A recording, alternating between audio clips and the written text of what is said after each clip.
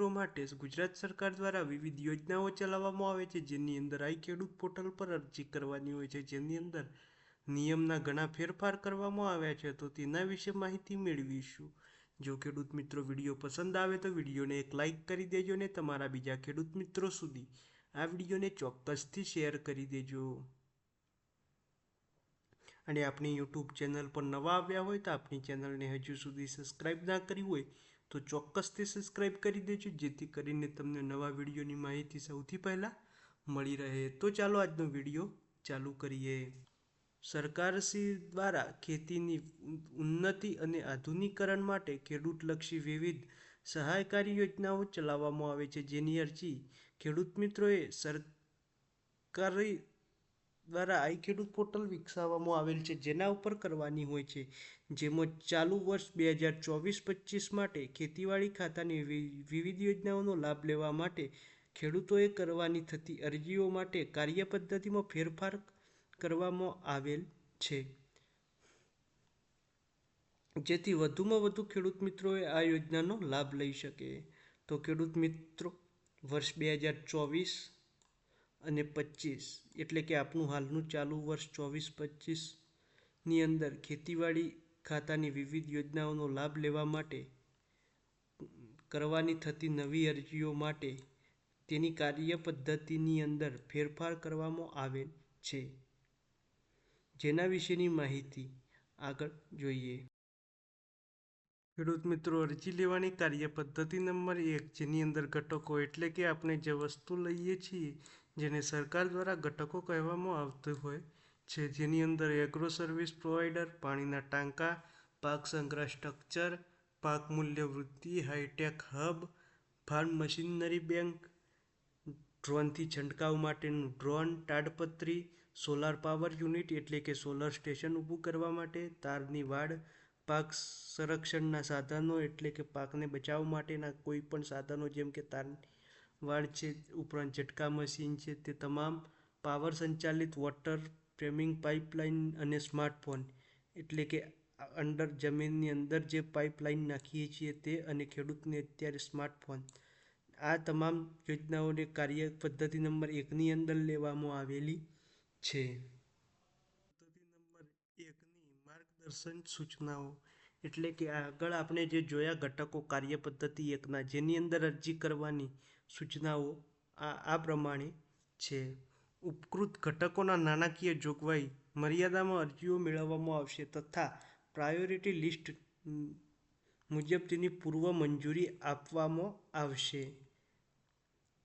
એટલે કે અરજીઓ મર્યાદિત પ્રમાણમાં લેવામાં આવશે અને તેને મંજૂરી પહેલાં આપવાની છે અને ત્યારબાદ વસ્તુઓ ખરીદવાની રહેશે. નાણાકીય જોગવાઈ ઉપરાંત જે તે ઘટકની માંગણીને ધ્યાનમાં લઈને વધારાની અરજીઓ દિન 7 માટે પોર્ટલ થકી મેળવવામાં આવશે.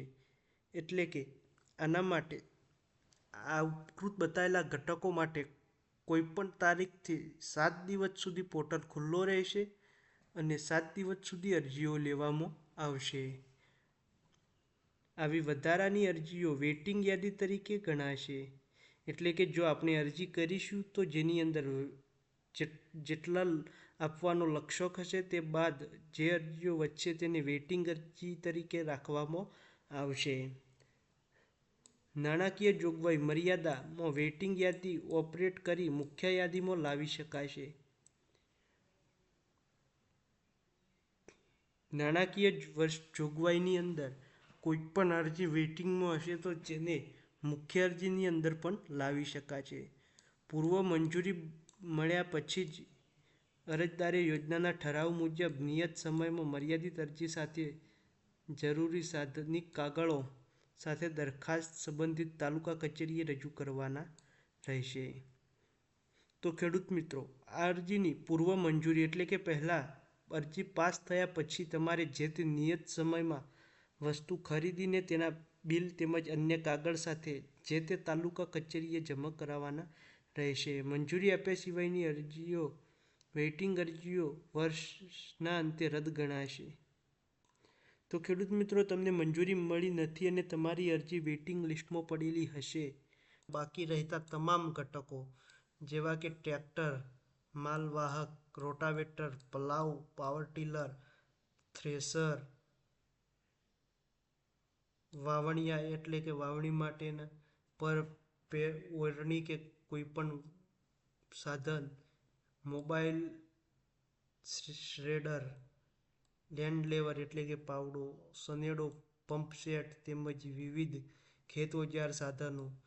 ટૂંકમાં આ ઘટક એકની અંદર આવેલા તમામ સાધનો સિવાય બાકી રહેતા તમામ સાધનોને ખરીદવા માટેની જેને કાર્ય પદ્ધતિ નંબર 2ની અંદર સમાવેશ કરવામાં આવેલો છે. તો આગળ જોઈએ કે આને ખરીદવા માટેના નિયમોની અંદર શું ફેરફાર કરવામાં આવેલ છે.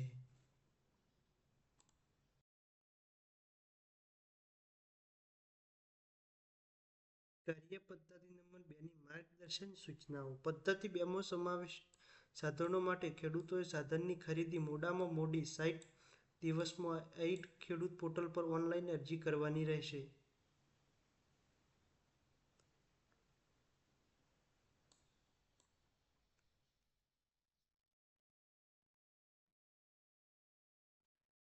જેમ કે પદ્ધતિ નંબર 1ના ઘટકો સિવાય તમામ ઘટકો અરજી કાર્ય પદ્ધતિ નંબર 2ની અંદર લેવામાં આવે છે, જેની અંદર 60 દિવસ સુધી ખેડૂત મિત્રો અરજી કરવાની રહેશે. અરજીમાં ખરીદીની વિગતો એન્ટ્રી કરવાની રહેશે તથા ખરીદીનું બિલ પણ અપલોડ કરવાનું રહેશે, જેની અંદર તમારે ખરીદી કરેલાનું બિલ પણ અપલોડ કરવાનું રહેશે અને ખરીદી કરી છે તેની વિગતો પણ એન્ટ્રી કરવાની રહેશે. આ ઘટકોમાં નાણાકીય જોગવાઈ મર્યાદા 100% સુધીની સંખ્યાત્મક અરજીઓ થઈ શકશે. લક્ષ્યાંક પૂર્ણ થયા બાદ પોર્ટલ ઓટોમેટિક બંધ થઈ જશે. એટલે કે કાર્ય પદ્ધતિ નંબર 2ની અંદર જે ઘટકો હશે તેની અરજી અમુક લક્ષ્યાંક સુધી જ કરવામાં આવશે, ત્યારબાદ આ ખેડૂત પોર્ટલ બંધ કરી દેવામાં આવશે. ખેડૂતે કરેલી અરજીની નકલ અને જરૂરી સાધનિક કાગળો સાથે સંબંધિત તાલુકા કક્ષાએ 7 દિવસમાં અસલ મોકલી આપવાની રહેશે.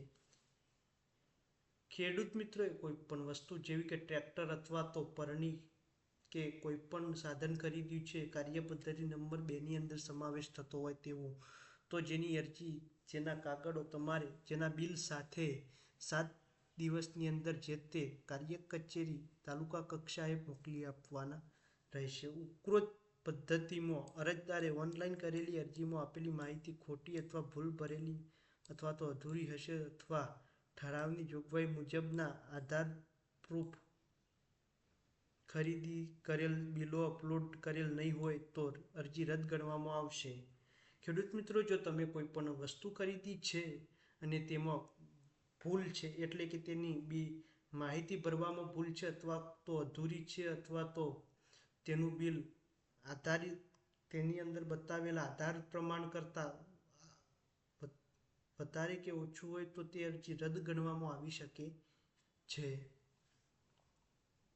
પોર્ટલ પર અરજી કરવા માટેના આધાર પુરાવાની વાત કરીએ તો 8/7/12ના ઉતારાની નકલ, આધાર કાર્ડની xerox, bank passbook xerox, mobile number, ખરીદેલી કિંમતનું GST વાળું બિલ.